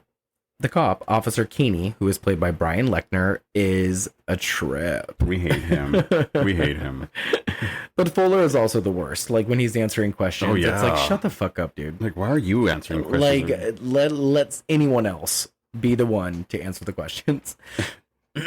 Lechner is aware of the altercation that Fuller had the night before, and now Fuller is kind of a suspect of sorts. At least that's where we think this is going. We learned that the guy next door was fucked up, jaw removed, left on the side of the highway, and is now in a coma in a nearby hospital. We see the victim in the hospital bed because Fuller and Lewis are taken there to see just exactly what trouble we have gotten into. Oh. Yeah, it's gross. Yeah. God. So again, we don't get a lot of like on-screen blood and gore, but we do get this brief moment of someone's lower jaw completely removed from their face, and they might be like seen through like a hospital window glass pane, but it's pretty effective. It's the weirdest because I think they do this again in part 2, but he saws off the lower jaw. Really? Mm-hmm. Oh fuck. Okay, see, now I feel like I have to finish it. Yeah. Excuse me. I love the sheriff in this part. The sheriff is fucking scary as shit. I hate him. You just got out of jail, what, yesterday? Mm-hmm. Okay, so Lewis has had enough. He tells Fuller he's taking him to Denver, and that's that. And honestly, same. I don't know if I would have even bailed his ass out. I know, like, it just starts fucking irritating the shit out of me when people just want to waste your fucking time with their projects and their ideas of having fun. I mean, I think in 2001, absolutely. Like now, today? No. Let me start over. I don't have the time. Yeah, I don't have the time. Because Fuller kind of sucks. Yeah. He kind of sucks. But he's a fun character. And I like the balance between these two because Paul Walker's just like an uptight, annoying, but we need him. Yeah. You know, we need him for the story. But also, like, Fuller's just a lot. It's just he cleaned up his shit and Fuller's still in that shit for brain mentality. Like, bro, like, snap out of it. There's a world out there. You got to get a job. Oh, God, you're right. And that's the worst. You got to get a job. No. No. And that's why maybe they like going back in. Maybe so. Responsibility sucks. Yeah. And if you ain't doing drugs or drinking because you can't afford it, then you're going to go back to jail and live that lifestyle. Yo, I'm telling you from personal experience, I spent 12 hours in jail once and it was not fun. So I can never. You see someone eat shit and you never recover. Eat shit and die, Ricky. Eat shit and live, Bill. Oh my gosh. It's just enough. Okay. Highway overshoots are my favorite. You got the night worker experience. The what? The night walker experience. God. Thank the Lord. Someone had to get it. Yeah. Highway overshoots are my favorite in movies like this, by the way. Mm-hmm. And now we use drones. You know, like back then we didn't. We just had like that old school like helicopter shot, aerial shot. Yeah, I love it. And they just had like an overwhelming sense of like suspense, but also torment to your your psyche. It's cool. Yeah. So it's nighttime. Fuller sleeps. Lewis looks for cops over the CB using his code words. Did we talk about the headlights in the background? No, not yet. You know what? Why don't you give him that interesting fact? I'm gonna go use the restroom real quick. Okay, cool. So while Alex pees, I'll tell you that the headlights were used from airplane headlights or something of the sort. Right? Is that what they're called? He leaves and I have no idea what to do. I'm like, no. What I meant, for the nighttime chase scenes, the headlights of the trucks were replaced by aircraft landing lights. So it helped bring down the exposure enough to keep the sky consistently black, even at early dawn. And while he's urinating, you know what? I think I'm going to go over a few other things in the trivia section on IMDb. For instance, Leelee Sobieski ended up filming 2 different romantic interludes. One with Steve Zahn and one with Paul Walker during the shooting and reshooting of the film. But both scenes ended up getting cut, thank God, because we don't need them. And I have a theory about Leelee Sobieski, which we'll get to. And although Ted Levine provides the voice of our antagonist, he actually wasn't even brought in until post-production.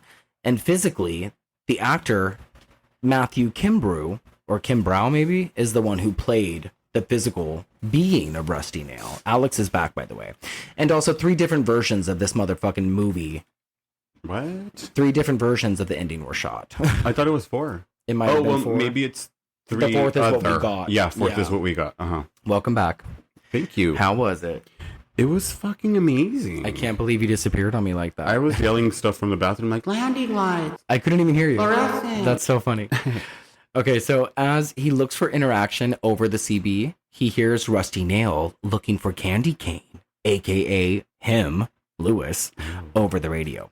Knowing this is Buffalo Bill, does it kind of put you in a different dimension of sorts? Absolutely. Like, if Buffalo Bill never left the Silence of the Lambs arena. Like, he's just out there searching for next victims. Like, he never got caught. Yep. And this is where we get the line about the taillight. Being out? Yeah. Because he's following them. Yeah. You really need to get that fixed. What? Your taillight. This is very Scream again. I want to know who I'm talking or who I'm looking at. Yeah, but I like it. It works well. You can leave that on. Yeah. We're turning the AC on. Y'all shouldn't be able to hear. It's time. We're tired of roasting to death for you. You know what? No, just give us the AC. Okay, whatever. Okay. So just then, they're now being trailed by Rusty Nail. They make a hard right to a gas station. Folder fills. Lewis goes into A, call the cops, and B, pay for the gas. And just then, a very large ice truck pulls in with a scary looking man stepping out, wielding a baseball bat. He goes into the gas station where Lewis is on hold with the police station. He goes to pay with his credit card, but the scary man is right behind him and he's scared, so he dips. Right as they peel out, the man bursts through the doors, and moments later, he is right behind them, and they are at a dead end in a fucking field in the middle of nowhere. This is hilarious. I didn't realize until, I don't know, maybe around this part, that this movie is so far removed from cell phones. Oh. Cell phones didn't come out, like smartphones, for like another 6 years. You're right. Like, this is 2001. I didn't get my first smartphone until 2008. Isn't that something else? Yeah. Can you imagine your life without a smartphone? I would fucking love to have Like, a life I without know a you would, but smartphone. can you imagine like how different it would be? Yes, Like, I imagine how different it would be. Not like how better it would be, but just how different it would be. Yes, absolutely. Okay, whatever. Fucking annoying. I love the part where he's like, "I got a gun," because they're like now cornered, and this guy, this big domineering long ponytail wearing guy is at their window. It's the sound of the semi. Like they added like this big old fucking full on semi truck sound to this little ice delivery truck, and that's what's so scary about it. It's just the sound of the truck like getting closer and closer to them. It's so funny because this guy is actually not Rusty Nail. It's just a truck driver, and he's there because Lewis forgot his MasterCard at the gas station. He's just some sweet butt returning a damn MasterCard. He's a champ. He looks like my dad. Yeah. What a guy. He's so sweet. So they're calming down a little bit because they're just a little stressed out, our guys. Mm-hmm. You know? So the truck driver goes away, and as he is pulling out, he's got his car sideways, right? He's got his ice truck sideways, so like the big back barrel of it is kind of perpendicular, I guess you would say. Yeah. And then Rusty Nail bursts through the trucker's truck, and ice goes everywhere, and we're in a real car chase. Like a real nice car chase. Yeah. And it's wild, and the music is insane, and soon enough we've crashed sideways into a tree, broken taillight and all. I mean, he should have just gotten that thing fixed. Honestly, like what the fuck? They've already had told him about it. He got everything else fixed. Fucking seriously, dude. And I'm gonna piggyback off of what you said. This truck is so fucking scary. Uh-huh. This truck is so scary. It's its own character. It's the Christine of all semis. It really is. Like Jeepers Creepers, the trucker, whatever he drives in that movie, really only the first one. Be eating you. Be eating you. Be eating you. Yeah, I think that is like a really effective, scary vehicle in that first movie, at least. Yeah. And in this movie, I think that his truck is very scary. In Christine, I think that vehicle is very scary as well. We should do like a top 10 like scary vehicles.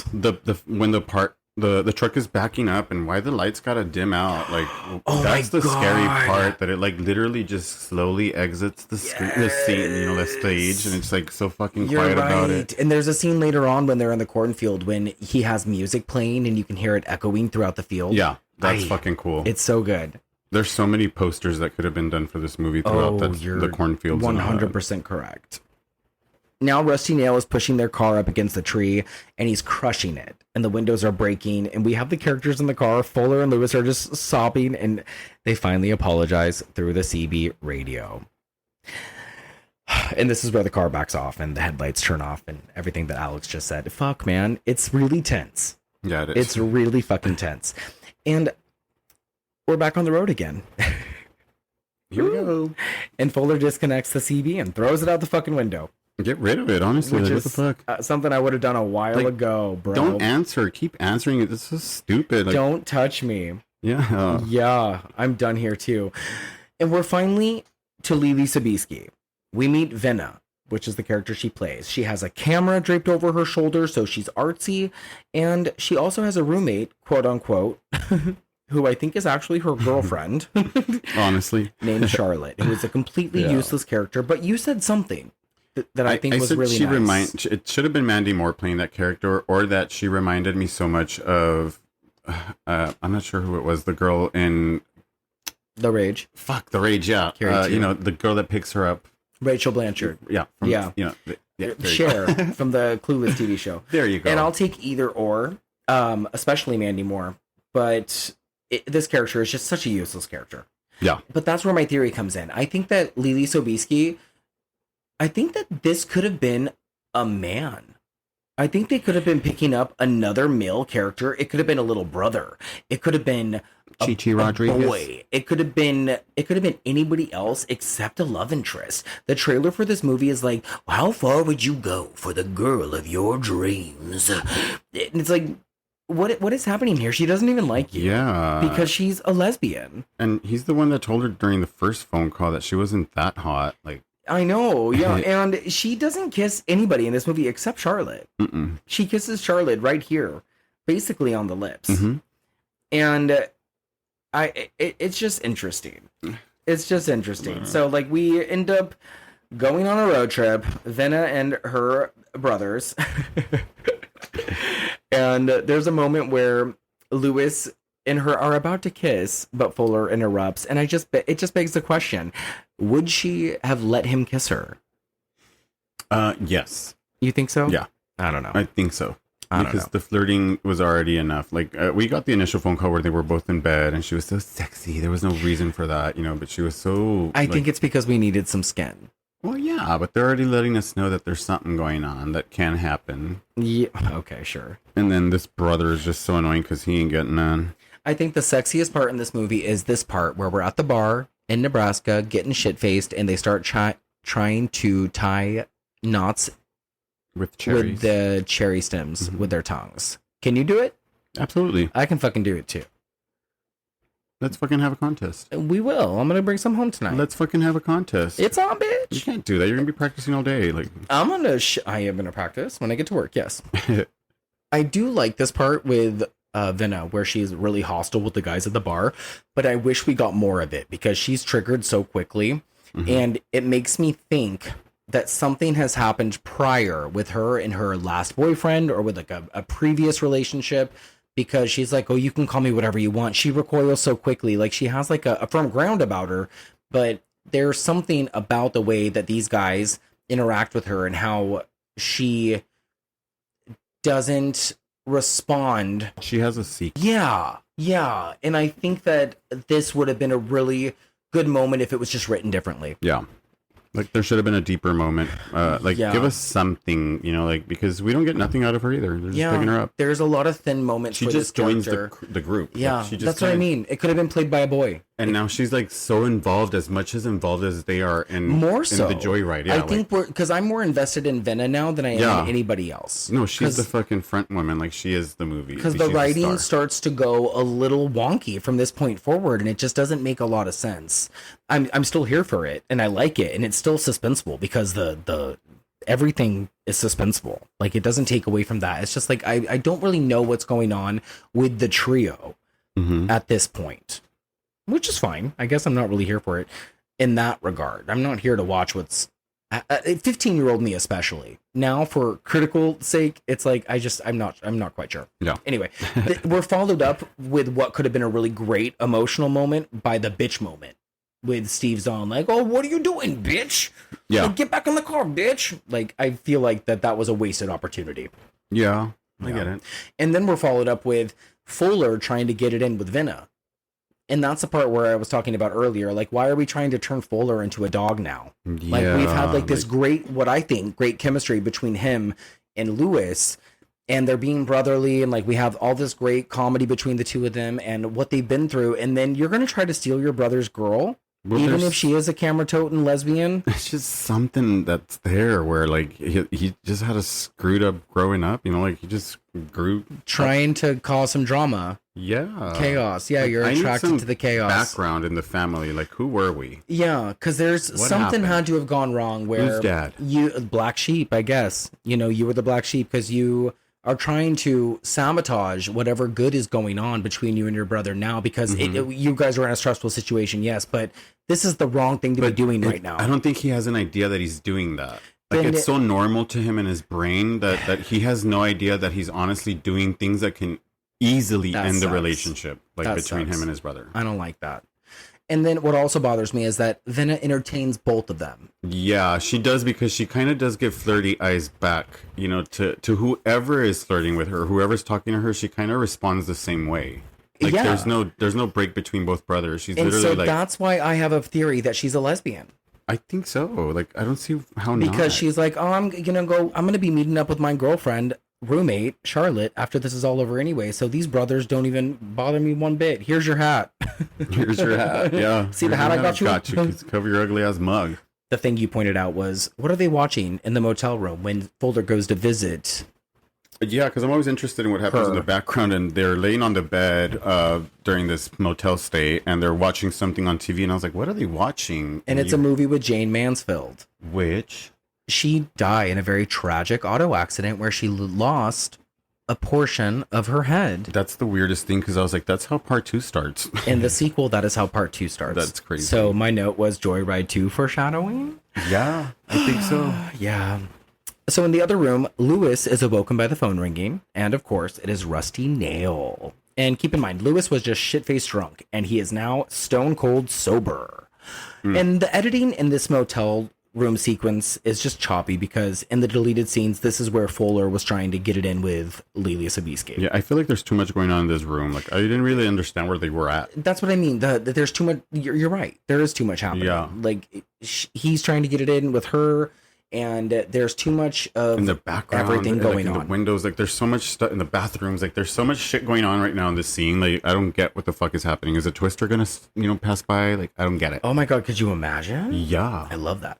I do love the next bit when Buffalo Bill,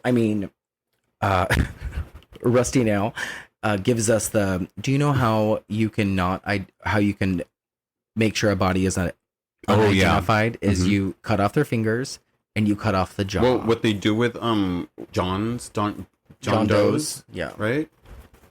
Yeah, yeah, that's it's fucking it's creepy. nuts. So his yeah, voice is just so evil. It's very bothersome. Like, as soon as you hear him come back, it's so stressful. Like, honest to God, if this was happening to you and you would hear that fucking voice and you didn't know how to, like, get rid of it, like, it's like, what did I do? I stepped on shit.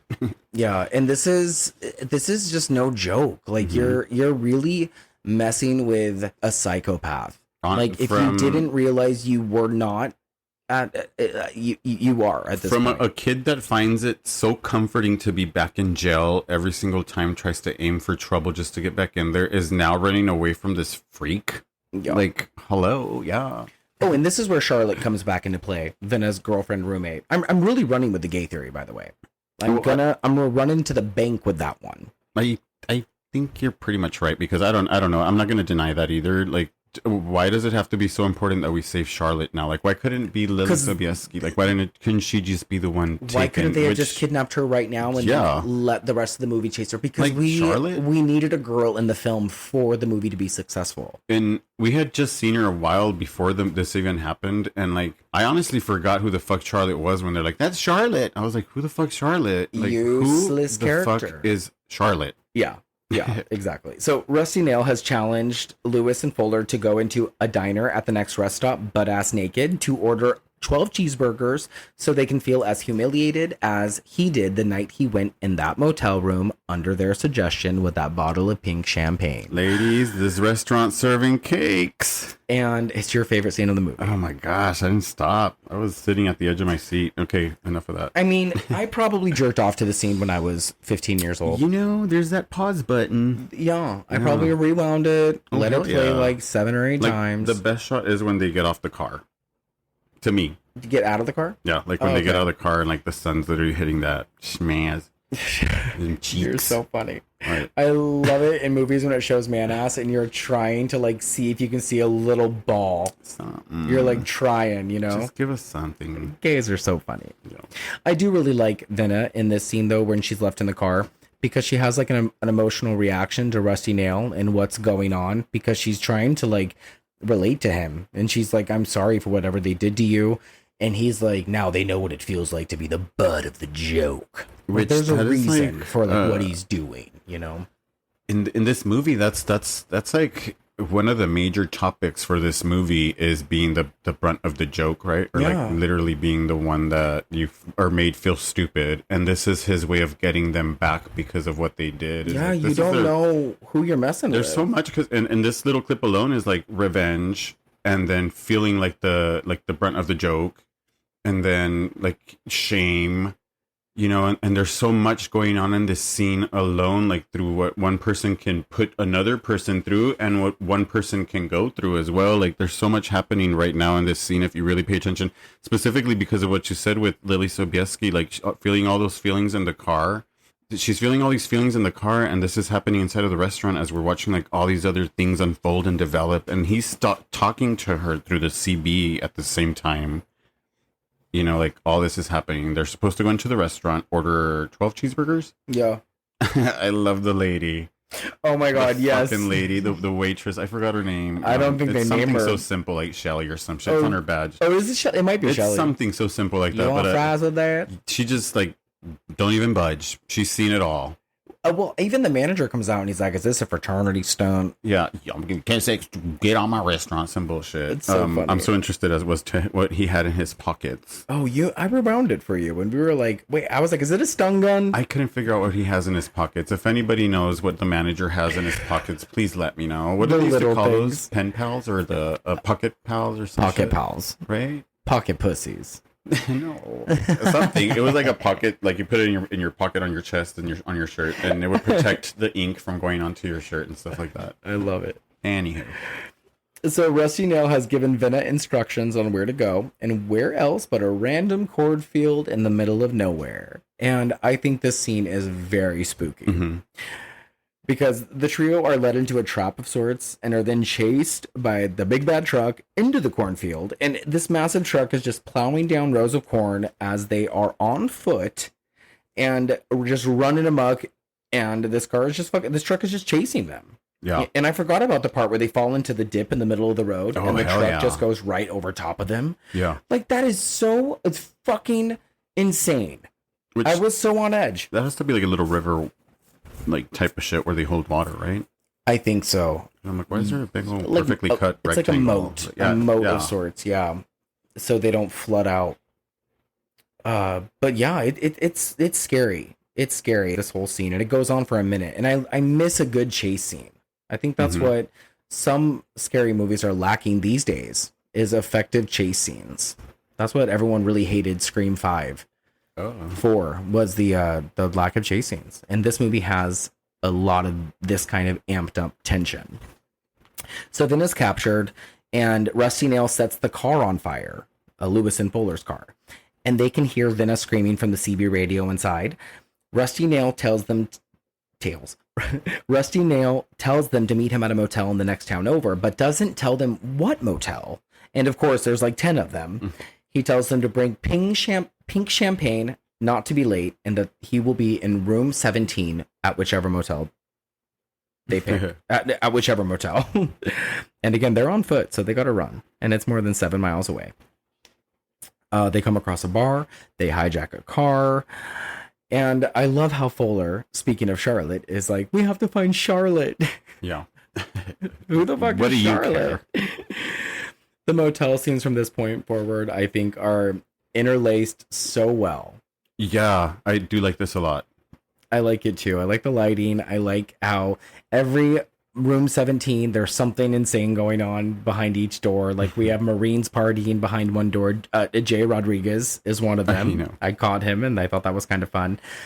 There's just something going on behind each door. And of course, this is the last motel that we go to, is the one with Venna in it. And Rusty Nail is rigging a shotgun to go off in Venna's face once the doorknob is triggered for the room that we're in. She's tied up right in front of the door, right? Yeah, and she's staring down the fucking barrel of this shotgun. I don't know where Charlotte is.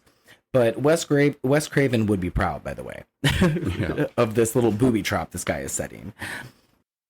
We make it to room 17. We're taunted by Rusty Nail, who is actually in the room next door. So he's in room 18. And we're getting like Italian B movie vibes, right? We're getting like sweaty grindhouse mixed with Italian B movie vibes. And it's all about this lighting. Yes, I love it. So Folder goes around back to stake out the room from a bathroom window or something, but is attacked by Rusty Nail, who is exactly what we thought he would look like. Like, this is the first time we're actually seeing this guy, by the way. And he is a big, blubbery, sweaty, ugly maniac of a man, like right from like an 80s horror film, from like Slaughterhouse. The bears are out. The poor dear. Like, he's disgusting.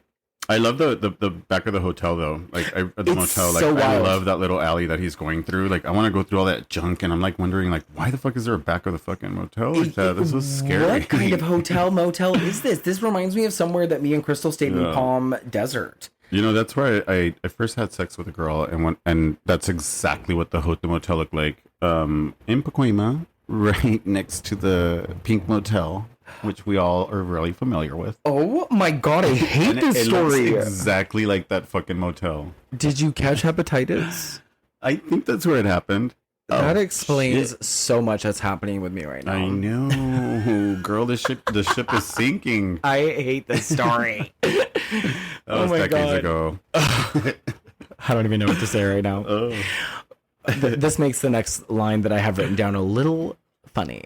Fuller is impaled through the leg on a pipe and hung out to dry. So this puts him out of commission for a second. Yeah, there's my Rusty Nail that I wanted. I hate you. Lewis struggles with him, and while he does this, the police are figuring out which door Venna is in.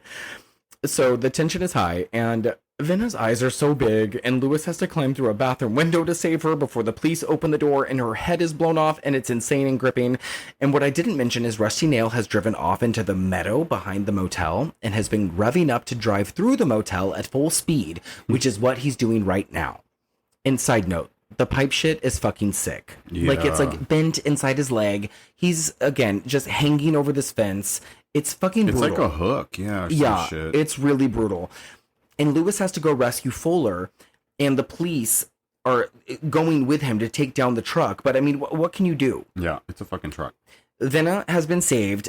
Lewis had knocked down the chair, and the police have taken Venna outside because the big truck, Rusty Nail's truck, crashes through the back of the motel because he had planned to kill everybody inside of it.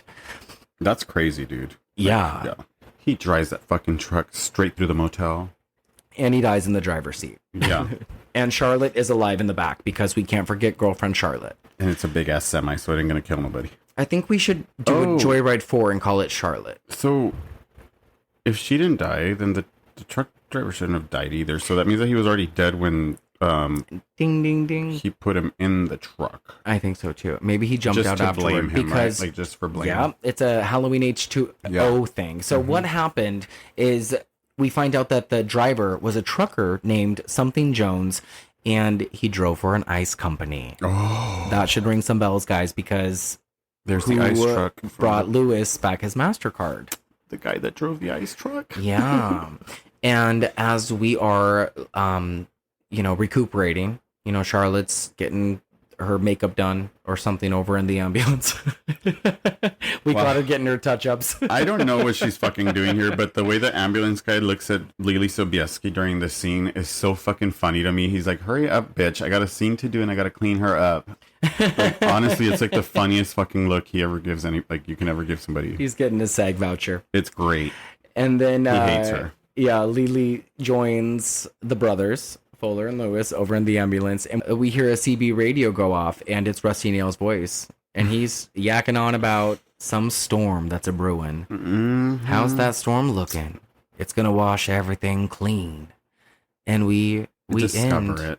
We end on the trio. Yeah, the truck driver's still out there, you guys, and he's ready to strike again. And he does enjoy Red too. And 3. And my upcoming project, Joyride 4, Charlotte. Oh, except what? You said there was 4 different versions of this ending. I mean, we're not even going to get into it. Go look for them. You know what? I was going to get into it because I have this on DVD. I have a special edition DVD, but it was scratching. So we had to rent it. Back the bitch. I know. Oh, but does it scratch at the end? Like everything scratches. Oh. Like we got about a quarter of the way through the DVD and then we had to rent it. That's no fun. So nothing was playing on the DVD and here we are. Well, spoiler. So, I feel like well, spoiler, this is the only version that we get where Rusty stays alive. There we go. I feel like we contributed a lot of information to all y'all. Sorry. Yeah. Let the harvest begin. So what do you think, Alex? On your Gory Gator, what would you give Joyride? I would give this movie a 4.5, and yes, I would recommend it, and yes, I would totally rewatch. Oh, I love that. Yeah. I mean, I find myself, when I do rewatch this, it's one of those films that I sit down and actually watch. Mm-hmm. I can't take my eyes off the screen. I think it's like one of its kind. Yeah, honestly. And what's interesting is that there are a lot of movies like it, but the execution of this one is just so spot on. Well, and maybe it's because of the time. We mentioned so many, like, you know, like Christine being related, Jeepers Creepers being related, like Scream being related, like so many movies, but this one is honestly its own of its kind. Like I think it just came out at like a really pivotal time in my life. I was 15. I was an interesting person at that time of life. And I think that it just found me floating around at a weird time. You know, when you watch films and you listen to music when you're at certain ages and they just stick around with you. It's the boyfriend that you don't want to let go of. It's Paul Walker. Like, he was given and then he was taken. Yeah. Rest in peace, Paul. I really do miss Leelee Sobieski, though. I wish she would act. Honestly, like, I would not be mad at her and Helen Hunt doing a fucking movie together. Girl, let's sister it up. Play baby Helen. Let's fucking sister it up. Play what are we baby doing? Helen or play Sleeping sister on Helen. But yeah, I'm going to give this the same as you. I think that it kind of lags in the middle. I think that there's some character arcs that don't really make sense for everybody. Yeah. And I mean, I've been fighting the fact that I just need more character history, like family. Yeah. Something is missing that just doesn't satisfy me. And I just want to know, like, I get the whole thing is the thrill ride, the joy ride. I get it. But I want to know what the fucking, like, why are these kids so fucking fucked up in the head? Yeah. And while I do love Leelee in this film, I wonder what it would have been like had it been a male character instead. That's the only thing. While there are some quibbles that should make it like an even 3 out of 5, you know what I mean? The reason it is an almost perfect movie is because of what I mentioned earlier about like where I was in life when it came out, how it just kind of like fell into my lap. And it's like a comfort watch. It's one of those comfort watches. And I feel like we end up covering a lot of movies like that. Those underdogs. If they would have switched it up, Charlotte is Lily. I mean, Charlotte would be... Oh my gosh, what was the girl's name? Venna. Charlotte would be Venna. And then Paul Walker would be the older brother. And Zane would be the younger brother. The more Zahn would be the more responsible. Is it Zane or Zahn? Steve Zane or Steve Zahn? Because isn't it like Zahn, like the singer guy? Like Zane? The One Direction? Yeah. I don't know. Zane is the One Direction guy. It's the last name, right? Sure. It's the same last name. So I'm pretty sure Zane's on saying whatever. I love it. So yeah, if they would have changed them up, don't you think it'd be different? I mean, of course it would. It'd be a whole different movie. Without but then it wouldn't be. No, keep Leelee. I love Leelee. She could be the lady at the restaurant, right? The one taking the food with fries with that. Maybe in Charlotte, my Joyride extension. Yeah, she'll come back and play Charlotte. I just feel like she would have been a more feminine character playing the girl that we're fighting for. Or I wish the brothers would have been best friends, and I wish that Paul Walker would have been the older brother. And but you just said you want them to be best friends. Oh, you're right. Okay, we're done. No. But these are my 3 wishes. So if they weren't best friends, then be the older brother. That's what I mean. Okay. Yeah. So still like different. If you're not gonna give me best friends, then give me older brother. Okay, I can That's respect what I mean. that. Sorry. No, don't apologize. I'm so sorry. He's sorry. He's sorry. Sorry. All right, you guys. We are Gonna be back next week with 2005's Spielberg directed film. Yeah, guys, we're going big. And also, fun little fact, your boy Stanley was in this movie. Watch it now and look for him. You were in this movie? I was in War of the Worlds. Oh, yes, that's when you were. Yeah, we're going to be talking about War of the Worlds. So absolutely. Watch it and then get ready to listen to that episode. Keep your eyes peeled for our Chuddle the Pod guest spot. And I hope you all have a good week. Thanks for listening. What? Y'all know where to find us. Y'all know where to find us. Instagram, X, Threads, Twitter, YouTube, The Gory Gaze. Every single place. You could even Google us now. Yeah, email us at thegorygaze@gmail.com. Review us, Apple Podcasts, Spotify, etc. Bye. Follow Tan Mom. Stay gory. Stay gay. Love you. Bye. Bye. Love you.